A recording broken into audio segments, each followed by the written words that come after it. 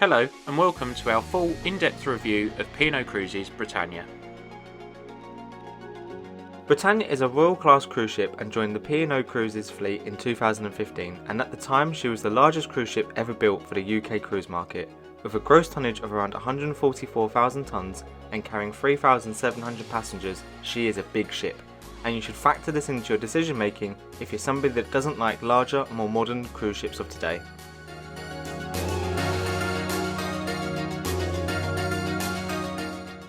In this review, we're going to discuss all of the important elements of a cruise that matter to you: the dining and restaurants, the bars and lounges, the cabins and suites, and entertainment and the daily activities on board.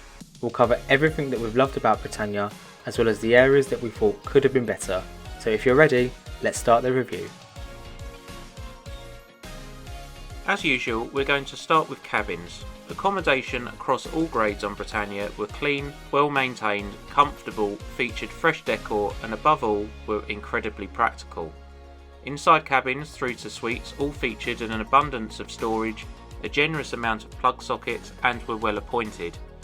All cabins feature White Company luxury toiletries in the shower, and suites even come with a White Company gift set of toiletries for you to use on board or take home as you wish. Something that is unusual about Royal Class cruise ships like Britannia is that they don't have outside cabins, meaning when it comes to deciding which type of cabin to go for, you'll have to choose between opting for an inside cabin or making the leap and going for a balcony cabin. The good news is though, because 75% of cabins on board Britannia feature a balcony, this ultimately leads to balcony cabins being more fairly priced, and are actually around the same as what you'd pay for an outside cabin on the likes of Aurora and Arcadia. Rule of thumb is the larger the ship and the more balconies they have, the cheaper the balconies are. And this is why balcony cabins on cruise lines which operate smaller ships such as Ambassador, Fred Olsen and even Marella are usually quite pricey and struggle to offer the prices that larger ship cruise lines can. If you decide to make the leap and choose a balcony cabin on Britannia, please note that a majority of cabins on G-Deck are obstructed by lifeboats and davits. So if you choose a balcony cabin on Deck 8, be sure to choose a number which doesn't fall between these ranges. If an obstructed balcony cabin isn't for you, we'd also recommend booking on a select fare so you can choose your cabin, rather than booking on a guaranteed basis, which is what you'll get if you book on an early saver fare or a saver fare. If you're still a bit confused by the difference in fares offered by P&O Cruises, check out our guide on that very topic on our channel or click the banner in the top right hand corner now. Like all Royal Class cruise ships, balcony cabins and suites on Britannia do have balconies which lack the depth that people have come to expect on other cruise ships, meaning sun loungers are only found on B4 and B5 grade suites. Any cabin grade below will feature upright chairs and a table. The size of the balconies on board Britannia are one of the most critiqued aspects about this ship, and it is important that you consider the size of the balcony before booking. While the balcony sizes didn't bother us, it will most likely bother those that enjoy sunbathing on their balcony whom have come to expect sun loungers when booking a balcony cabin. Let's talk about food. In previous videos we've observed how standards of quality and presentation of dishes in the main dining rooms on cruise ships have fell considerably since cruise operations recommenced. But we were very pleasantly surprised in Britannia, as the main dining served up some really great dishes while we were on board, for both breakfast, lunch and dinner. Presentation of dishes was certainly an improvement on what we've had with Cunard and Royal Caribbean in recent months. The food was piping hot and we enjoyed everything that we ordered. Service in the main dining rooms wasn't the best, but it was clear that they were definitely understaffed, most likely because of the crew self-isolation policy that P&O have in place, which is clearly unsustainable, and many cruise lines such as P&O are really struggling to operate under the rules and protocols they impose. The Horizon Court is the buffet restaurant on board Britannia and is pretty big, taking up almost a third of the deck space on Deck 16. Even though the size of the venue is very large, the choice on offer wasn't the best. There may be a lot of counters, but the counters are mirrored, so they're ultimately serving the same dishes. This is pretty standard for all cruise ship buffets, but it just feels like there wasn't the variety you get on Royal Caribbean and Celebrity ships for example. But we were very impressed with the dietary alternatives that they had on offer. Self-service has returned, which will please some, but not all, and the food here was always piping hot. Britannia has a decent variety of specialty dining venues, and we were impressed by the standard and quality of food in all of them, except the afternoon tea in Epicurean, which I'll come on to in a moment. The specialty dining venues tend to offer good value for money despite P&O having increased the prices and downgrading the dining experiences by removing palate cleansers, etc. The most expensive meal we paid for on board was at Sindhu, which is the ship's specialty Indian restaurant, and we paid £56, which included 2 large glasses of wine. However, compared to the £18 per person cover charge which they used to impose at this venue, it equates to a £12 increase in the price per couple. Let's talk about Epicurean. Epicurean is the most prestigious restaurant on board Britannia and can be booked for an evening meal and Eric Landlard's afternoon tea. We only got to experience the afternoon tea on this cruise. We'd had it on several P&O ships including Britannia before the big sea came along, and it was genuinely very good indeed, standing out as one of the best afternoon teas we've had at sea and on land. But on this cruise and on Iona in November last year, the experience has severely depreciated. Our experiences of the Eric Landlard's afternoon tea on both Britannia and Iona were practically identical in terms of the issues we experienced. On both occasions, I made the restaurant aware beforehand that I don't eat meat, and because there was no way of indicating this through the My Holiday app when you book, you have to do it in person or by phone. On arrival, we were immediately greeted with a stand of sandwiches and sweet treats that was certainly not suitable for vegetarians. The waiter took the stand away and we waited and waited while everyone around us was enjoying their afternoon teas. The stand of sandwiches returned, and after waiting 25 minutes, I had assumed that they were replacing the unsuitable items with vegetarian options. Oh no, it had taken them 25 minutes to simply remove those items from the stand. I had to ask for a cup of tea, and I asked the head waiter whether he was still expecting us to pay the full price, considering 8 items had been removed. His response was, "I'll check." When you're paying £17.50 for a premium afternoon tea experience, the service must always be fantastic, and there should always be attention to detail, especially with dietary issues. This is definitely our last afternoon tea at Epicurean for a while, but what's your experience? Let us know in the comments below. Another issue we experienced relating to speciality restaurants was being able to book them. On this particular cruise, Britannia was operating at full capacity, but that certainly wasn't matched with crew. Speciality dining venues were virtually impossible to book on board, despite there being many empty and vacant tables at all of them. Upon making this point to the head waiter at Sindhu, he told us that there wasn't enough chefs and waiters, and that is why they were refusing bookings at Sindhu and other dining venues on Britannia. The shortage is a result of cuts to crew which were made during the pause in cruise operations, where ships were operating at reduced capacity.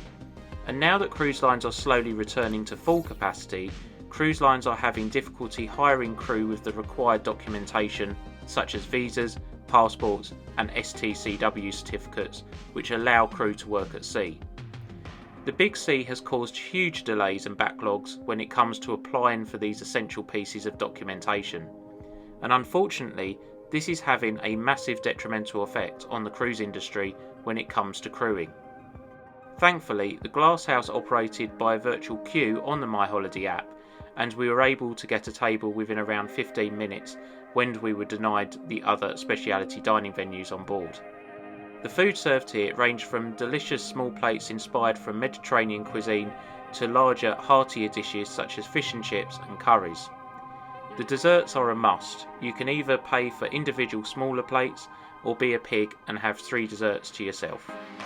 The Glasshouse remains a pay per dish venue, and for a 3-course meal it works out at around £17 per person, depending on what you go for, of course. We were lucky enough to try the Beach House on board, which serves delicious dishes inspired by Caribbean and American cuisines. Items are charged per dish, and a meal for 2 cost us £26 per couple, excluding drinks. We really recommend the fajitas here, as they are definitely some of the best we've eaten ever. And there are plenty of other dining venues to grab smaller bites all over Britannia, whether it be cakes and pastries created by Eric Landard at the Market Cafe, or grabbing some Jude's ice cream. You won't be deprived of fantastic food on this ship. For more in-depth review and information about dining and places to eat on board Britannia, please check out our dining guide on our channel. Let's talk service, and I'm afraid to say it all felt very meh on Britannia. It was very clear that they were understaffed from the challenge of booking specialty dining venues, but we also had to wait considerable periods of time to order a drink, particularly around the pool areas. In fact, we were never offered a drink in the 4 nights we were on board when sat near the pools. Crew on cruise ships are usually renowned for being very friendly and outgoing, but it didn't feel like that on Britannia. It's understandable, to be honest. If the ship has insufficient amount of crew for the passengers that are on board, this is going to pile pressure onto the crew that the ship has, and I guess that's why the service didn't seem quite as friendly and efficient. Hopefully this is just a temporary issue while P&O Cruises work on increasing the amount of crew on their ships, which was cut in 2021 when ships were sailing at reduced capacity. One thing which really does bug us though is the fact that you no longer get the nightly turn down service you always used to have on all cruise lines. All other companies we've sailed with in the last year still offer it, but P&O don't. It does make us wonder what those crew are doing of an evening, but don't go thinking they'll be in their cabin watching Netflix. P&O will be utilising those crew in other ways, which highlights just how bad the crewing situation is at P&O. There is always plenty of choice when it comes to things to do on board Britannia. By day there is activities going on all round the ship, from bingo to live music acts by the pool, and by night the ship comes alive with fantastic West End style shows in the Headliners Theatre and comedians and tribute acts in venues such as the Live Lounge. Britannia is a very lively ship, but on both times I've sailed on her she doesn't seem rowdy. There's still plenty of quiet places to relax and rejuvenate, and no place is better than the Oasis Spa. As we touched on in our Oasis Spa review, you can no longer book full spa days like you could once upon a time. They are now sold in 2-hour slots charged at £35 per person. While we remain a little disgruntled at the 62% increase in the price compared to what they used to charge for a full spa day, we still went here twice during our cruise. The spa slots include full use of the hydrotherapy pool,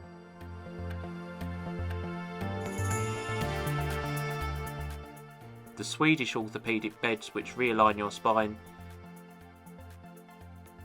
heated water beds, tropical rain showers, a dry sauna, a steam room, and a snow sauna which was unfortunately out of order during our cruise. You also have the retreat to unwind and relax. Prices here do vary by cruise, but it's usually around £40 per person per day, and sometimes they do offer packages which cover the whole cruise.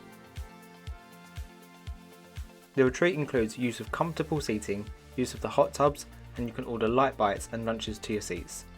You can also indulge in some pampering up here too if you so wish. While the retreat is lovely and it looks great, it's always been our view that it's a bit overpriced, and it isn't something we'd be prepared to put our hands in our pockets for. As you may know from a previous video of ours on the P&O drinks packages, we're not a fan. It's pretty expensive at £39.95 per person per day, and the restrictions on what you can have are ludicrous. You take out a drinks package so you've got the freedom to choose what you want, so you don't have to worry about what you're spending, but because so much is off limits, you still have to pick menus apart to see what you can have. To give you a quick rundown of what's not included on the Ultimate Drinks package, and what a ridiculous adjective that is, here it is. No drinks over £6.95, which is a pain, as many drinks, especially cocktails and decent glasses of wine, are well over £6.95. Larger bottles of water of 750ml and above, drinks from room service, minibar, self-service and vending machines, drinks at special events such as wine tastings, and no double measures ever. You're also limited to 15 alcohol beverages per day.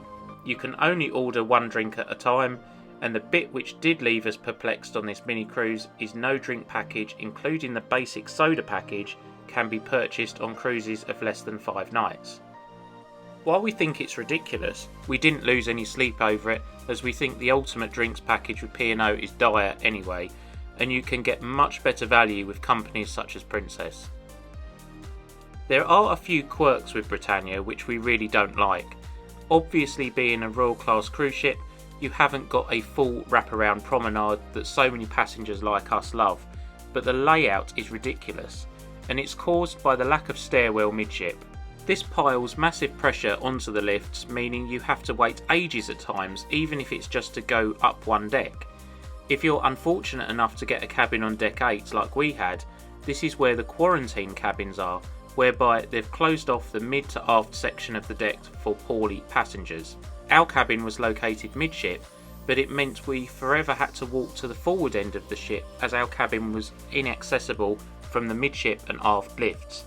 So you can imagine the amount of time it took to wait for a lift with everyone in the same situation as us. We've waited less time for a doctor's appointment, and if you're from the UK, you'll know exactly how long that can be.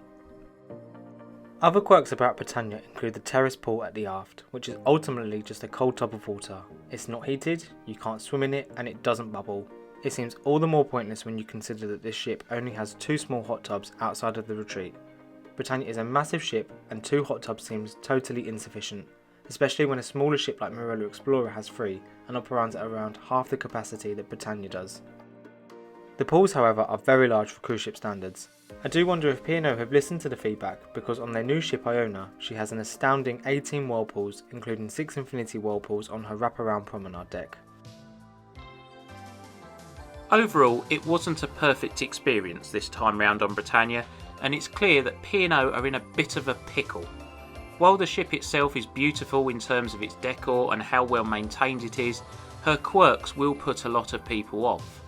The decline in the standards of service and some of the dining experiences were very noticeable, as were the huge increases in onboard prices such as the Oasis Spa. All cruise lines are in the same situation, and they're all trying to get themselves out of the financial mess they're now in. But the price increases and cuts to a passenger's onboard experience seemed very noticeable on Britannia compared to other cruise lines like Marella and Royal Caribbean, which we've sailed with recently.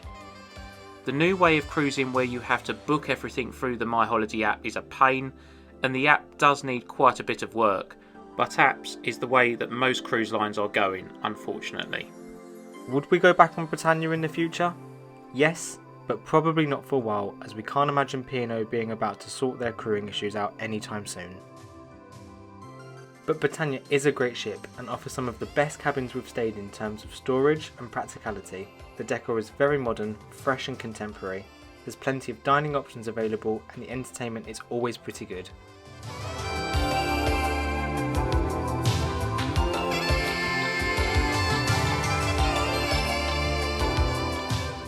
And it's great to see that P&O have finally brought the sail away parties back, which really does improve the atmosphere on board.